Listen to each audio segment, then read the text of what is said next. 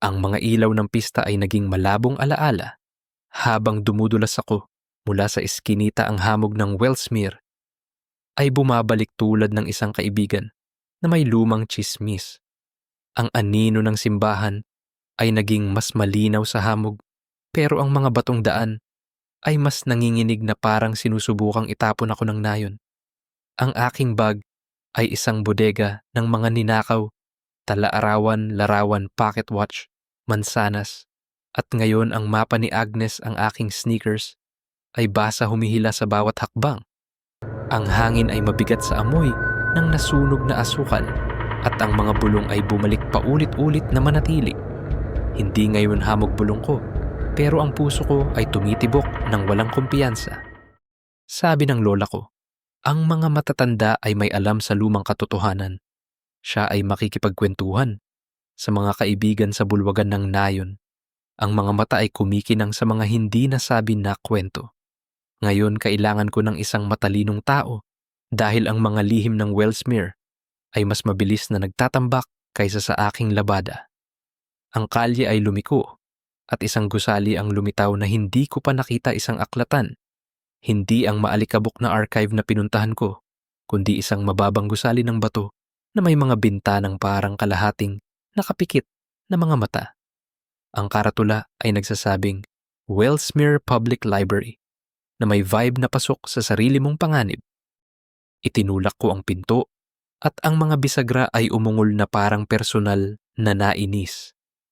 Sa loob ay mainit amoy lumang aklat at wax polish, pero may bahagyang amoy ng amag na parang isang nakalimutang panaginip. Ang mga istante ay umaabot sa kisame, puno ng mga aklat na may balat at naninilaw na mga polyeto. Ang mga gas lamp ay kumikislap. Ang mga anino ay sumasayaw na parang may mga lihim. Sa likod ng isang desk, isang matandang babae na may kulubot na mukha. Ang nagtaas ng ulo. Ang mga mata ay matalim tulad ng mga pin.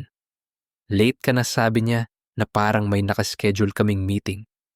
Biro una, kung may loyalty card ang aklatang ito, sigurado akong may utang na ako.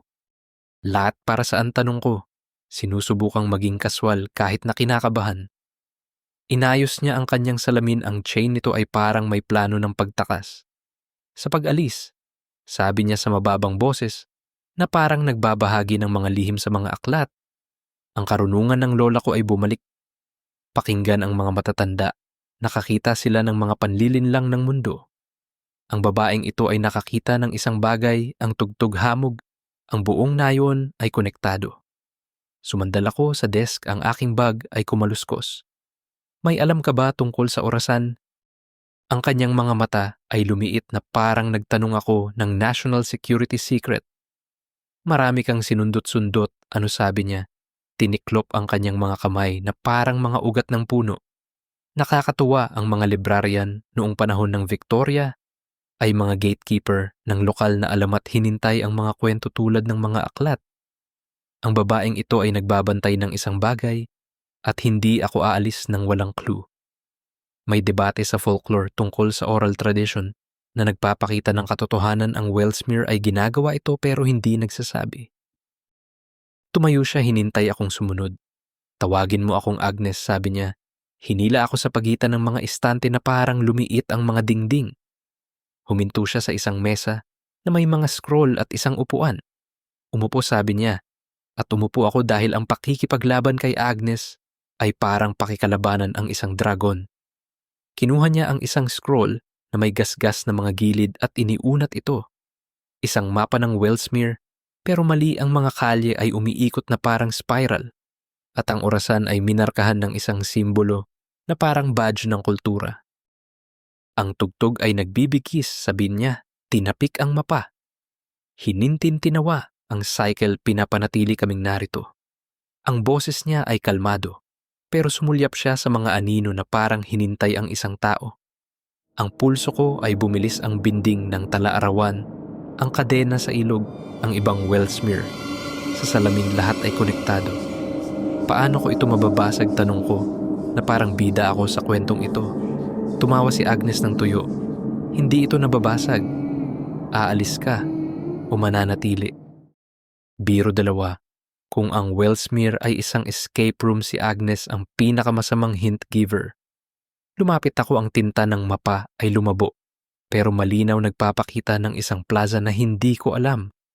Ano ito itinuro ko? At ang mukha niya ay nanigas. Huwag kang maghukay doon, babala niya. Ang ilang pinto ay hindi muling bubukas.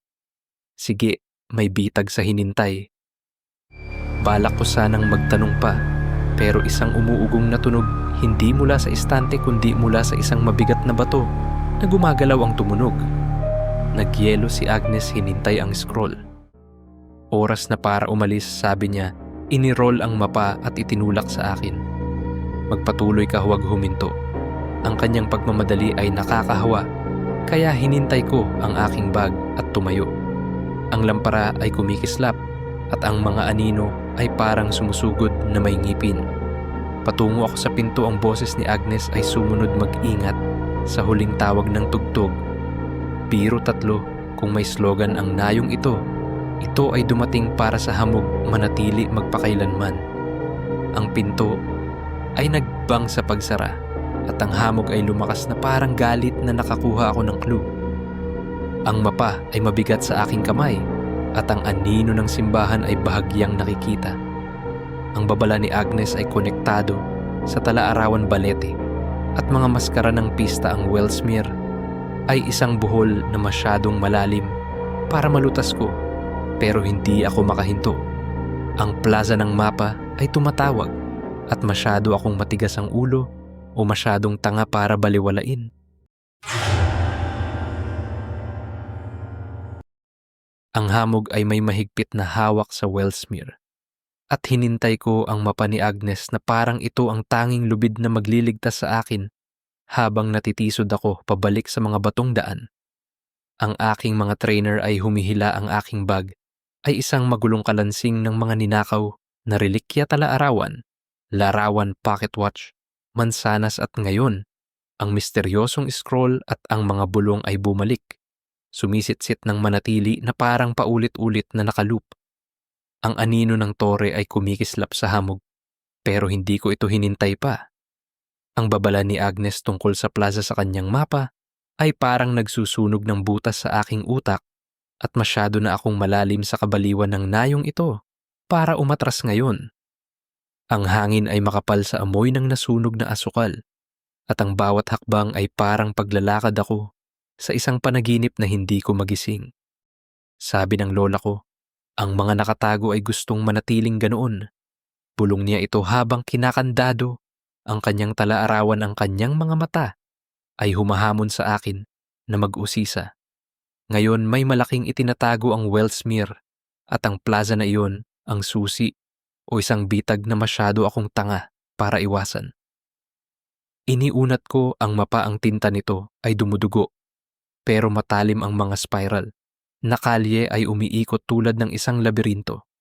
Ang plaza ay minarkahan ng isang simbolo, isang bilog na may mga linya tulad ng mga nasa Tala-Arawan, Orasan, Balete.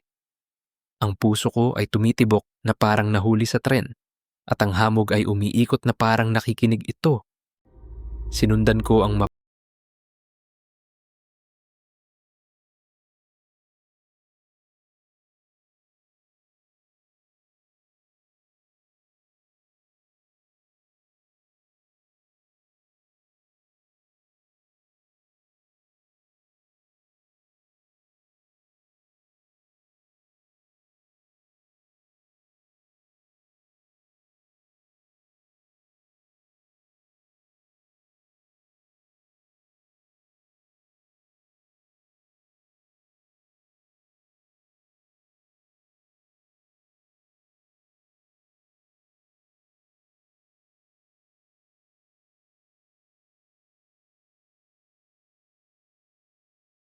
Lumigid ako sa fountain, ang mapa ay nanginginig sa aking mga kamay.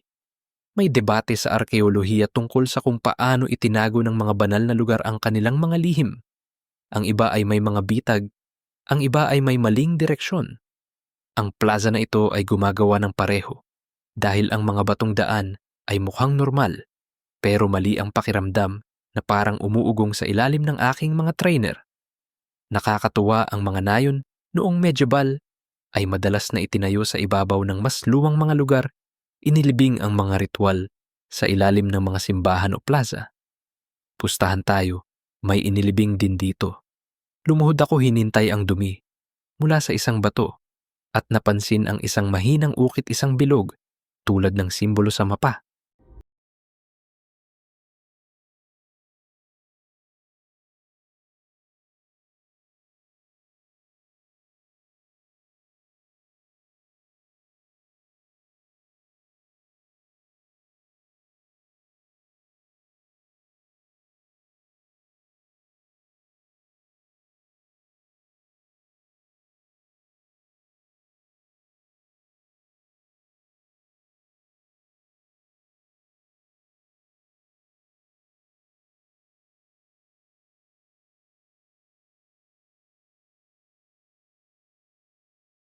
Ako ang pocket watch, ang mukha nito ay kumikinang sa mahinang liwanag, nakatigil pa rin sa hating gabi.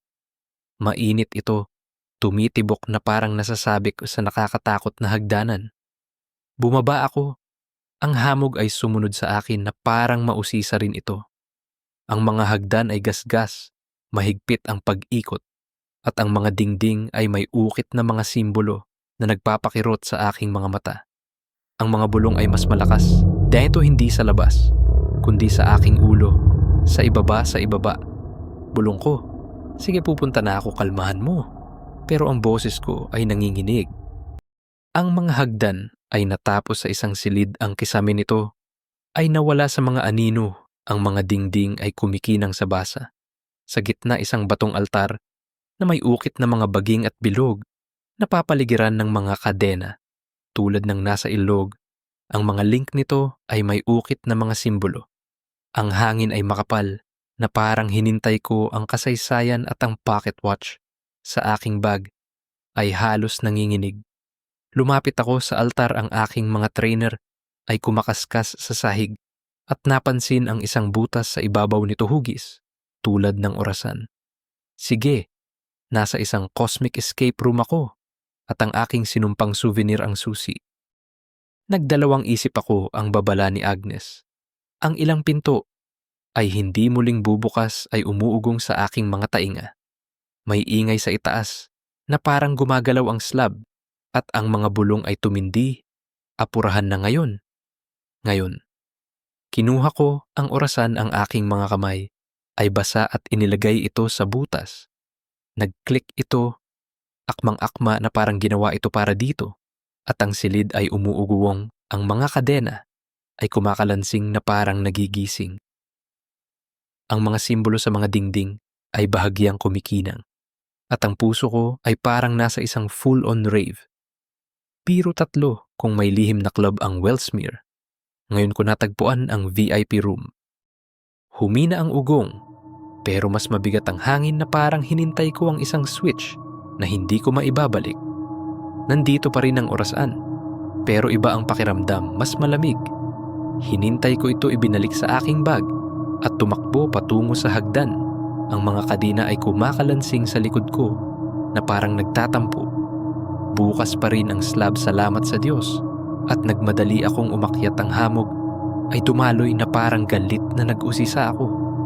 Walang tao sa plaza, pero ang mga baging ng fountain ay parang mas matalim na parang nanunood. Ang mapa ay nasa kamay ko pa ring gusot, pero buo. Ang anino ng tore ay lumapit, at ang tunog ng kampana ay nanatili sa aking dibdib na parang nagbibilang ito ng oras. Ano man ang ginawa ko, sa ibaba may hinintay ito, at hindi masaya ang Wellsmere tungkol dito.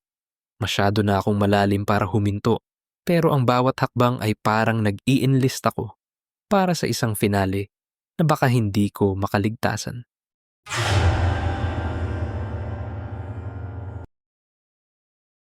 Ang hamog ay may nakamamatay na hawak sa Wellsmere, at natitisod ako palabas ng plaza na iyon habang ang puso ko ay tumitibok na parang hinintay ko ang isang multo. Ang aking bag ay isang magulong kalansing, tala-arawan, larawan, pocket watch, mansanas, mapa, at ang orasan ay mas malamig ngayon na parang nagtatampo ito pagkatapos ng stint nito sa altar. Ang mga batong daan ay mas nanginginig, ang hangin ay makapal sa amoy ng nasunog na asukal. At ang mga bulong ay walang humpay sumisitsit ng ngayon na parang nahuli sila sa isang meeting. Ang anino ng tore ay malinaw na lumilitaw sa hamog at alam ko na patungo ako pabalik sa orasan. Ang kampana nito ang naging puppet master sa lahat ng ito at oras na para harapin ito. Sabi ng lola ko, ang mga pagpili ay mas malalim ang hiwa kaysa sa mga kutsilyo. Sasabihin niya ito habang nag-aayos ng mga damit ang kanyang karayom, ay kumikislap na parang tinutupin niya ang mga maluwag na dulo ng buhay.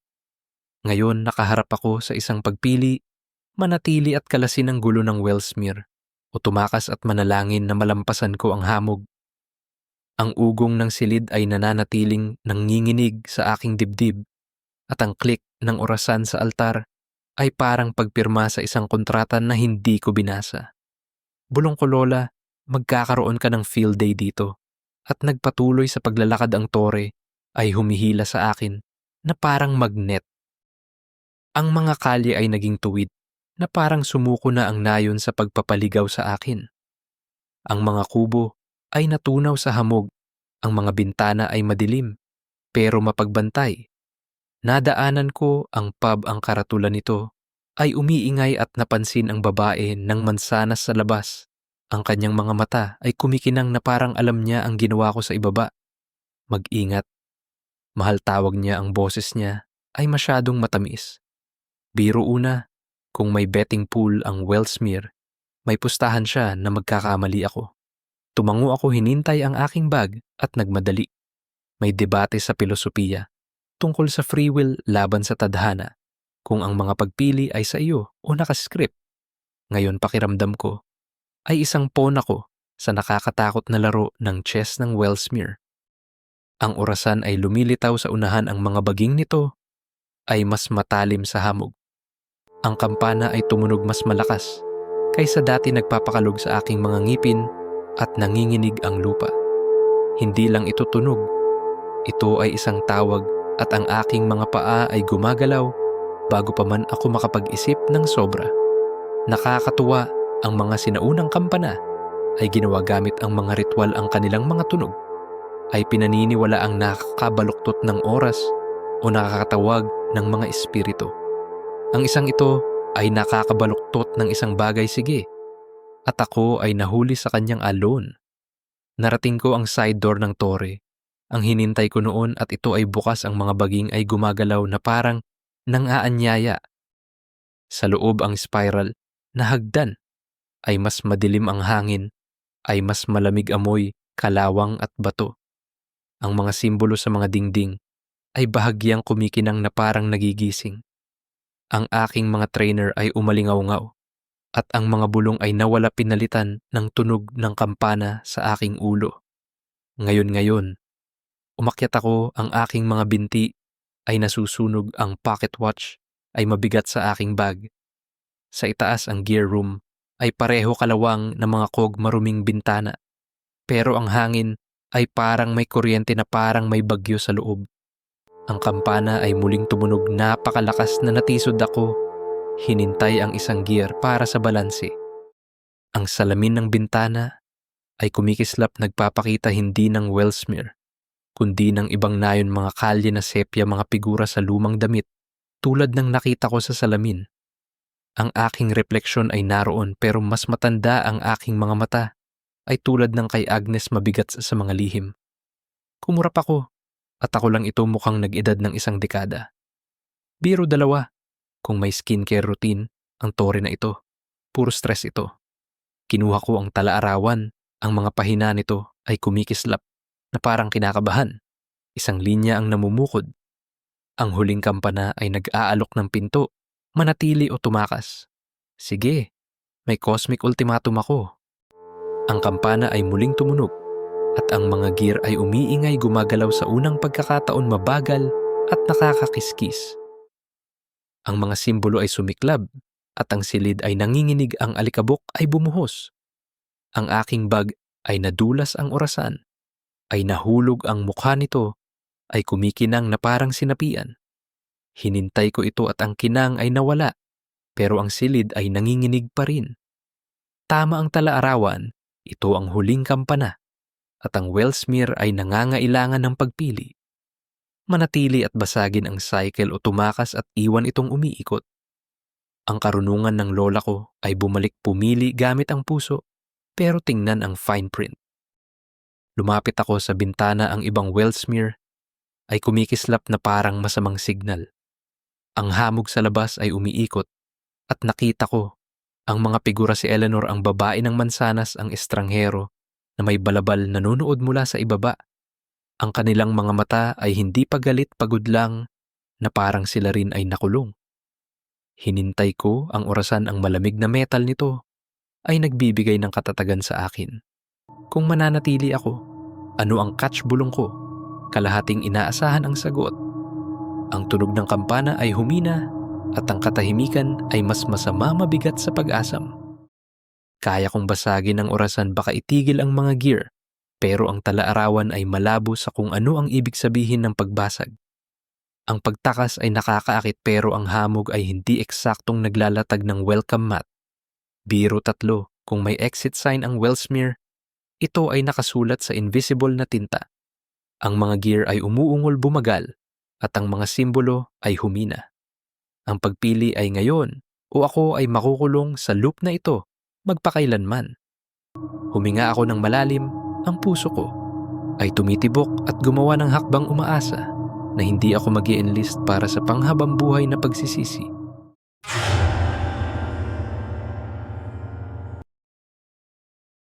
Ang mga gear ng orasan ay huminto sa paggiling habang nakatayo ako doon. Hawak ang pocket watch, ang tunog ng huling kampana ay humina na parang masamang panaginip. Ang hamog ng Wellsmere ay dumidiin sa bintana. Ang nayong sepya ay kumikislap sa salamin na parang pangaasar. Ang aking bag ay nabuwal, talaarawan, larawan, mansanas, mapa, at ang hangin ay napakakapal na halos hindi ako makahinga, mabigat sa amoy ng nasunog na asukal. Ang mga simbolo sa mga dingding ay malabo na ngayon, pero hindi pa tapos sa akin ang nayon. Parang ang Wellsmere mismo ang sumusulyap, hinintay kung mananatili ako o tatakas. Ang puso ko ay tumitibok at ang orasan ay parang granada, malamig at mabigat, handang pasabugin ang aking pagpili. Sabi ng lola ko, ang mga lugar ay mas matagal magtanim ng galit kaysa sa mga tao. Bulong niya ito habang nag-aalis ng damo sa kanyang hardin. Tinitingnan ang isang patch ng matitigas na nettles na parang personal siyang ininsulto. Ngayon may galit ang Wellsmere at hinintay ko ito sa pamamagitan ng pag-usisa sa mga lihim nito. Ang balete, ang silid, ang kampana. Ang pinto ng talaarawan ay maaaring metaphorical, pero ang tore ay parang isang threshold at hindi gustong-gusto ng nayon na tawirin ko ito. Bulong ko, lola, magkakaroon ka ng matinding laban sa lugar na ito, at hinintay ko ang orasan ng mas mahigpit. Umatras ako. Mula sa bintana na wala ang ibang Wellsmere. Iniwan lang ang aking refleksyon, maputla, pagod, at mukhang masyado akong nakakita. Ang hamog sa labas ay umiikot at sumumpa ako na narinig ko itong sumitsit, hindi salita, kundi isang mababang ungol na parang nagigising ang nayon. May debate sa heograpiya tungkol sa genius loci. Ang espiritu ng isang lugar, ang iba ay nagsasabing, vibes lang ito. Ang iba ay sumusumpa na totoo ito. Ang espiritu ng Wellsmere ay totoo, sige. At galit ito na nag-usisa ako sa basement nito. Lumuhod ako, ibinalik ang mga laman ng aking bag. Ang mga pahina ng talaarawan ay kumukulot na parang nagrereklamo. Isang linya ang nakakuha ng aking mata. Ang cycle ay lumalaban sa breaker. Sige, kaya hindi lang bitag ang Wellsmere. Ito ay isang bitag na nagwawala. Nakakatuwa, ang mga lumang na yon ay madalas na itinayo gamit ang mga defensive tricks, mga kalye, na parang maze, mga nakatagong gate, para ilayo ang mga outsider. Ginagawa ito ng Wellsmere, pero ikinukulong ako sa loob. Ang mga kalye ay nagbabago, ang hamog ay lumalapot na parang pader. Tumayo ako, hawak pa rin ng orasan, ang mga kamay nito sa hating gabi ay nang aasar sa akin. Isang ingay ang umaling-awngaw, hindi ang mga gear kundi ang tore. Mismo na parang gumagalaw sa ilalim ng aking mga paa. Ang hangin ay mas malamig, ang gaslight ay kumikislap na parang nasa huling hininga na ito. Biro una, kung may landlord ang tore, na ito, nagkukuripot sila sa maintenance. Tinungo ko ang spiral na hagdan, pero ang mga hakbang ay mas matarik. Ang mga simbolo sa mga dingding ay bahagyang tumitibok na parang nagbababala sa akin. Ang hamog ay dumaloy mula sa pinto. Sa ibaba umiikot pataas sa hagdan na parang hinintay ako. Umatras ka sigaw ko dahil ang pagsigaw sa hamog ang bagong hobby ko. Kalagitnaan ng pagbaba ang orasan ay uminit na susunog sa aking palad. Halos mahulog ko ito nagmumura habang inilipat ko ito sa kabilang kamay. Ang mga simbolo ay sumiklab at ang tore ay nanginginig, ang alikabok ay bumuhos na parang konfeti sa libing. Ang ungol ng hamog ay mas malakas nanginginig sa aking dibdib at natisod ako na hintay ang dingding.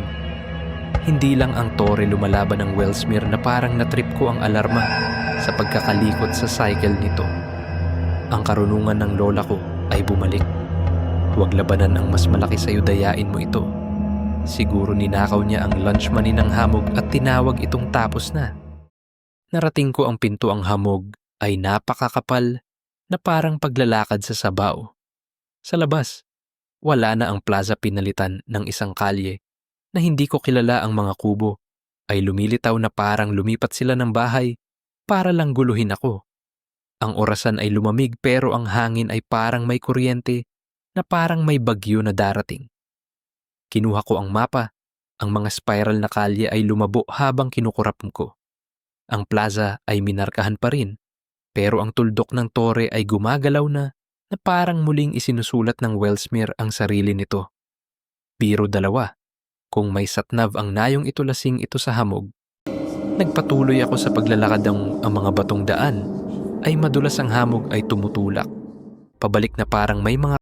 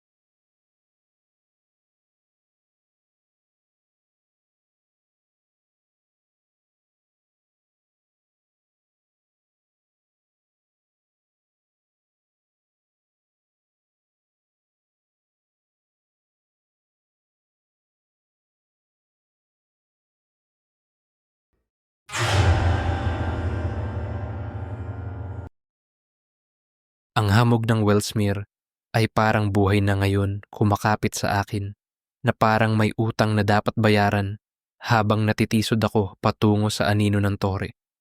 Ang aking mga trainer ay nadulas sa mga batong daan. Ang aking bag ay isang kalansing na imbakan, tala-arawan, larawan, pocket watch, mansanas mapa, at ang orasan ay yelo na malamig na parang nagluluksa sa pagpiling gagawin ko. Nawala ang ugong, pero mas masama ang katahimikan, makapal sa amoy ng nasunog na asukal na tumagos na sa aking balat. Tapos na ang laro ng nayon, hindi na baluktot ang mga kalye, hinintay ako diretso sa orasan na parang may tali ako. Ang huling kampana ay naghihintay at ang Wellsmere ay nagtaya na ako ang unang kikindat. Sabi ng lola ko, ang mga wakas ay mga simula lamang na nakatago. Bulong niya ito habang nanananahi ang kanyang mga karayom ay tumutunog na parang hinintay nila ang tadhana. Ngayon umaasa akong tama siya dahil pakiramdam ko, ito ay isang wakas at hindi ako sigurado kung ano ang nasa kabilang panig. Ang tore ay lumilitaw, ang mga baging nito ay mas matalim, ang mukha ng orasan ay nakatitig pababa sa mga kamay nito sa hating gabi. Ang hamog ay humiwalay sapat lang upang ipakita ang pinto ng tore, bukas at naghihintay na parang bibig. Bulong ko, Lola, magkakaroon ka ng matinding laban dito. At humakbang ako, ang puso ko ay tumitibok na parang gustong tumakas. Sa loob mabigat ang hangin, amoy, kalawang at bato. Ang spiral na hagdan ay iluminado ng mahinang kinang mula sa mga simbolo sa mga dingding. Malabo na ang mga ito ngayon na parang naubos na ang kanilang huling kislap. Ang aking mga trainer ay umalingaw-ngaw, mas malumanay kaysa dati na parang nilulunok ng tore ang tunog. May debate sa mitolohiya tungkol sa mga threshold, mga lugar kung saan nagtatagpo ang mga mundo, kung saan nananatili ang mga pagpili. Ang tore na ito ay isa at ang Wellsmere ay nanghahamon sa akin na tawirin ito. Umakyat ako, hawak ang orasan, ng bigat nito ay paalala ng click sa silid ang cycle na hinintay ko. Sa itaas tahimik ang gear room, ang mga cog ay hindi gumagalaw, ang bintana ay nagpapakita lamang ng hamog. Walang nayong sepia, walang refleksyon ng multo. Ako lang mukhang tumakbo ako sa isang marathon sa bangungot. Nakakatuwa, ang mga orasan ay itinayo upang markahan ng oras. Pero ang iba ay nagsasabing, iniangkla nila ito. Itinatali ang mga nayon sa kanilang ritmo. Ang orasan ng Wellsmere ay higit pa sa pag-angkla. Kinulong nito ang buong maldita na lugar. Lumapit ako sa mga gear, ang mga salita ng talaarawan ay umiikot. Ang cycle ay nababasag sa sakripisyo. Sige, kaya ako ang bayani o ang handog. Ang orasan ay mas mabigat, ang mga kamay nito sa hating gabi ay hindi gumagalaw pero buhay, na parang hinintay ang aking desisyon. Kaya kong basagin ito, itigil ang cycle, pero ang babala ni Agnes, ang ilang pinto ay hindi muling bubukas, nagpapahintay sa akin. Ang hamog sa labas ay lumapit at nakita ko sila sa bintana, si Eleanor. Ang kinuha ang figura ng balikat, ang mga mukha ay malambot, halos nakikiusap. Sila rin ang mga nakapitan na nakatali sa kampana, ang may bin, ang liwanagan ng balete. Kinuha ng aking may ang kalayaan ay isang kaloob na ibibigay mo, hindi tuloy-tuloy. Siguro, sinabi niya sa akin na gumawa ng isang bagay na tanga, tulad ng pagtahi sa kanila, lahat ng mga scarf, at tawag ito sa isang araw. Hinawakan ko ang orasan sa ibabaw ng mga gear, ang aking kamay ay nanginginig. Ang tore ay umiingay, ang hamog ay umuungol na, parang alam ang darating. Pero una, kung ito ang aking malaking sandali ng bayani, nararapat akong magkaroon ng mas magandang ilaw. Ipininid ko ang aking mga mata, ang tunog ng kampana ay mahina sa aking dibdib, at hinintay ko ang orasan na mahulog. Tumama ito sa mga gear na may kalansing, ang mga simbolo ay sumiklab, ang silid ay nanginginig na parang inuubo nito ang mga siglo. Ang hamog ay sumigaw, hindi bulong, isang buong husay na hinintay, at ang mga gear ay giling mabagal sa una, pagkatapos ay mas mabilis na parang ang oras ay sa wakas nagising. Ang bintana ay nabasag, ang hamog ay dumaloy, pero ito ay nagiging manipis, ang liwanag ay sumisikat na parang isang nahihiyang bukang liwayway.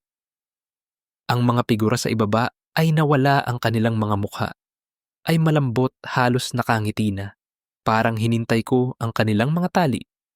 Ang aking bag ay mas magaan, ang bigat ng talaarawan ay nawala, ang mansanas ay nadurog sa alikabok sa aking bulsa. Ang orasan ay naroon pa rin, ang mukha nito ay blangko, nawala ang mga kamay. Ang cycle ay nabasag o kahit papaano ay nadurog, at ang hawak ng Wellsmere ay nadudulas. Biro dalawa, kung ang nayong ito ay may warranty, hihilingin ko ang refund. Natitisod ako pababa ng hagdan. Ang tore ay tumitibay, ang mga simbolo ay madilim. Sa labas ang hamog ay umaatras, ang plaza ay walang tao. Ang anino ng tore ay lumalambot. Ang hangin ay mas malinis, ang amoy ng nasunog na asukal ay humina. Naglakad ako. Ang mga batong daan ay matatag, ang mga kalye ay tuwid. Hinintay palabas ng nayon. Ang mga bulong ay nawala, pinalitan ng isang simoy na parang isang buntong hininga. Biro 3, kung may guestbook ang Wellsmere, mag-iiwan ako ng 1-star review. Ang mundo ay tahimik na ngayon. Ang aking mga hakbang ay mas malumanay, ang mga gilid ng nayon ay lumalabo na parang isang pintura na iniwan sa ulan. Ang mga lihim ng Wellsmere ay nakakalat, ang cycle nito ay nabasag at ako ay lumalayo mas magaan pero hindi nagbabago. Ang hamog ay isang bulong ng sarili nito, sumusunod sa likod na parang batang ayaw bitawan. Ligtas ka, kahit saan ka naroroon, nakikinig dito. Hayaang yakapin ka ng gabi, hayaang umugong ang mga bituin sa kanilang malambot na kampana. Ipikit ang iyong mga mata, humingan ng dahan-dahan, at magpaanod kung saan hindi makakasunod ang mundo. Matulog ng mahimbing, mga kaibigan ko, matulog ng mahimbing.